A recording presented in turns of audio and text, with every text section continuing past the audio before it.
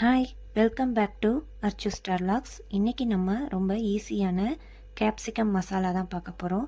இது செய்கிறதுக்கு ஒரு ஸ்பூன் எண்ணெய் ஊற்றிட்டு அரை ஸ்பூன் சீரகம், மிளகு, சோம்பு சேர்த்து பொரிஞ்சதும் எடுத்து வச்சுருக்க 10 பல் பூண்டு, ஒரு சின்ன துண்டு இஞ்சி, 20 சின்ன வெங்காயம், ஒரு தக்காளி இதெல்லாம் சேர்த்து நல்லா வதக்கிட்டு கூடவே 10 முந்திரியும் சேர்த்து வதக்கி ஆற வச்சு பேஸ்ட் பண்ணி எடுத்து வச்சுக்கலாம்.